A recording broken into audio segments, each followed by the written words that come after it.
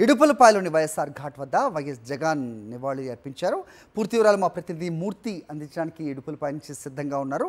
ఇక ఏపీ వ్యాప్తంగా వైఎస్ఆర్ జయంతి వేడుకలు వివరాలు అందించేందుకు మా కరెస్పాండెంట్ రవీందర్ కూడా సిద్ధంగా ఉన్నారు. ఇక జగ్గైపేట అల్ట్రాటెక్ సిమెంట్ ఫ్యాక్టరీలో పేలుడు ఘటనపై మరిన్ని వివరాలు మరి కాసేపట్లోనే అశోక్ అందిస్తారు. అలాగే హైదరాబాద్లో పబ్స్లో డ్రగ్స్ దందా గురించి అప్డేట్స్ మా కరెస్పాండెంట్ వాసు మరిన్ని వివరాలు ఇస్తారు. ముందుగా మూర్తి దగ్గరికి వెళ్దాం. మూర్తి, చెప్పండి, మహానేత వైఎస్ఆర్ 75వ జయంతి, వైఎస్ఆర్సీపీ అధినేత మాజీ ముఖ్యమంత్రి వైఎస్ జగన్మోహన్ రెడ్డి ఇవాళ ఉదయమే ఘన నివాళి అర్పించారు కుటుంబ సమేతంగా. ఎలా ఉంది అక్కడ వాతావరణం? అప్డేట్స్ చెప్పండి.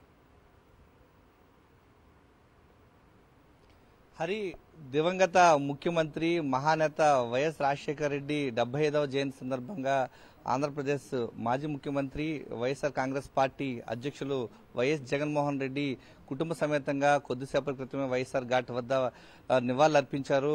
ఏదైతే ఆంధ్రప్రదేశ్ రాష్ట్రంలోనే కాదు, దేశవ్యాప్తంగా ఇటు దేశ విదేశాల్లో కూడా వైఎస్ఆర్ 75వ జయంతి వేడుకలు జరుగుతున్న నేపథ్యంలో ఈరోజు ఆంధ్రప్రదేశ్ రాష్ట్ర వ్యాప్తంగా వైఎస్ఆర్ కాంగ్రెస్ పార్టీ ఆధ్వర్యంలో కూడా భారీ ఎత్తున వైఎస్ఆర్ జయంతి వేడుకలు నిర్వహించేందుకు సన్నద్దమవుతుంది. ఈరోజు వైఎస్ఆర్ కాంగ్రెస్ పార్టీ ఇచ్చినటువంటి పిలుపులో భాగంగా వైఎస్ఆర్ కాంగ్రెస్ పార్టీ శ్రేణులు, నాయకులు, కార్యకర్తలు ఈరోజు రాష్ట్ర వ్యాప్తంగా ఈరోజు వైఎస్ఆర్ 75వ జయంతి వేడుకలు పాల్గొంటూ ఉన్నారు. కొద్దిసేపటి క్రితమే వైఎస్ జగన్మోహన్ రెడ్డి యొక్క పులివెందుల 3 రోజుల పర్యటనలో చివరి రోజు వైఎస్ఆర్ ఘాట్ వద్ద యొక్క నివాళులర్పించి కుటుంబ సమేతంగా వచ్చి ఆయన నివాళులర్పించారు. ప్రత్యేక ప్రార్థనలు నిర్వహించారు. అనంతరం ఈ యొక్క రోడ్డు మార్గం గుండా వైఎస్ఆర్ కడప జిల్లా ఎయిర్పోర్టుకు చేరుకుని ఆయన తిరుగు ప్రయాణం అయ్యారు. ఏదైతే 3 రోజుల పర్యటనలో వైఎస్ఆర్ కాంగ్రెస్ పార్టీ శ్రేణులకు, నాయకులకు, కార్యకర్తలకు దిశానిర్దేశం చేస్తూ ఓటమి తర్వాత ఎలాంటి ఇబ్బందులు లేకుండా ఏదైతే కొండంత ధైర్యాన్ని నూరు పోస్తూ ఈరోజు వైఎస్ఆర్ కాంగ్రెస్ పార్టీ కార్యకర్తల్లో నూతన ఉత్తేజాన్ని నింపారు. ప్రధానంగా నిన్న జరిగినటువంటి ఒక ఘటన ప్రత్యేకంగా చెప్పుకోవచ్చు. లింగాల మండలంలో నరేంద్ర అనే ఒక యువకుడు అపస్మారక స్థితిలోకి వెళ్ళిపోయిన నేపథ్యంలో యొక్క వైఎస్ జగన్మోహన్ రెడ్డి కాన్వాయ్లో వస్తూ అతనికి ఇబ్బంది లేకుండా పూర్తి స్థాయిలో మెరుగైన వైద్యం అందించేందుకు సహాయం చేశారు. ప్రధానంగా వైఎస్ఆర్ కాంగ్రెస్ పార్టీ లింగాల మండల వైఎస్ఆర్ కాంగ్రెస్ పార్టీ నాయకుడు వెంకట సుబ్బారెడ్డి కుటుంబాన్ని పరామర్శించిన అనంతరం కార్యకర్తలను అడుగడుగునా కూడా వైఎస్ జగన్మోహన్ రెడ్డి వస్తున్నారన్నటువంటి సమాచారం తెలుసుకున్నటువంటి వైఎస్ఆర్ కాంగ్రెస్ పార్టీ శ్రేణులు అడుగడుగునా కూడా బ్రహ్మరథం పట్టారు. కార్యకర్తల్లో నూతన ఉత్తేజాన్ని నింపారు. ఈ రోజు వైఎస్ జగన్మోహన్ రెడ్డి ప్రధానంగా వైఎస్ఆర్ ఘాట్ వద్ద నివాళులర్పించిన అనంతరం ఆంధ్రప్రదేశ్ రాష్ట్ర వ్యాప్తంగా ఓటమి తర్వాత ఒక నిరుత్సాహంలో ఉన్నటువంటి క్యాడర్కు వైఎస్ రాజశేఖర రెడ్డి గారి జయంతి సందర్భంగా చురుగ్గా పాల్గొనాలని ఒక సందేశాన్ని ఇచ్చారు. జయంతి వేడుకల్లో ప్రతి ఒక్క నాయకులు, కార్యకర్తలు పాల్గొంటూనే మరింత రెట్టించిన ఉత్సాహంతో జయంతి వేడుకల్లో పాల్గొన్న అనంతరం ప్రతి ఒక్కరికి కూడా కార్యకర్తలు ఒక సరికొత్త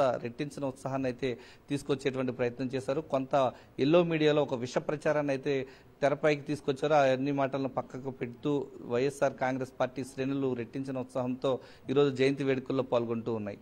Hari, okay Murthy, thanks for the inputs. ఇక వైఎస్ఆర్ 75వ జయంతి సందర్భంగా ఇడుపులపాయలోని వైఎస్ఆర్ ఘాట్ వద్ద నివాళులర్పించారు అరకు ఎంపీ తనుజారాణి. ఈ సందర్భంగా దివంగత మహానేత చేసిన సేవలను గుర్తు చేసుకున్నారు. ఆమె ఆంధ్రప్రదేశ్ ప్రజల గుండెల్లో నిలిచిపోయిన వ్యక్తి వైఎస్ఆర్ అని చెప్పారు. తమ గిరిజన ప్రాంతాల్లో వైఎస్ఆర్ను దైవంలా భావిస్తాము అని చెప్పారు. మా కులదైవమైన మోదుగుండం తల్లి ఫోటో ఎలా ప్రతి ఇంట్లో ఉంటుందో రాజశేఖర రెడ్డి గారి ఫోటో కూడా ప్రతి ఇంట్లో ఉండడం జరిగింది. అయితే మా గిరిజన ప్రాంతానికి ఎస్పెషల్లీ పోడు భూములకి పట్టాలు అందించడం కానీ ఇలా ఎన్నో మంచి కార్యక్రమాలు చేపట్టారు. గిరిజన ప్రాంతంలో ప్రజలందరూ కూడా రాజశేఖర రెడ్డి గారిని దైవంగా భావిస్తున్నాము. ఆయన చేసిన పదవి కాలం 5 సంవత్సరాల 3 నెలలే అయ్యుండొచ్చు. కాకపోతే ఆయన చేసిన మంచి పని మాత్రం ప్రతి ఒక్కరి గుండెల్లో లోతుల్లో ఉన్నాయని గర్వంగా చెప్పగలరు. రాజశేఖర రెడ్డి గారు ఖచ్చితంగా ఉంటారని. రైతుల గుండెల్లో రైతు బిడ్డగా నిలిచిపోయిన వ్యక్తి వైఎస్ఆర్ అన్నారు రాచమల్లి శివప్రసాద్ రెడ్డి. ఆరోగ్యశ్రీ ఫీజు రియంబర్స్మెంట్ పేరు చెబితే గుర్తొచ్చేది వైఎస్ఆర్ఏనే గుర్తు చేశారు. ఆయన తెచ్చిన ఆరోగ్యశ్రీ ఎంతోమంది ప్రాణాలను నిలబెట్టిందన్నారు. అలాగే ఆయన తెచ్చిన ఫీజు రియంబర్స్మెంట్ పేదల జీవితాల్లో వెలుగులు నింపిందన్నారు. ఆయనే అసలు మనుషుల యొక్క ప్రాణాలకు విలువ ఇయ్యలే ఏ ప్రభుత్వాలు కూడా.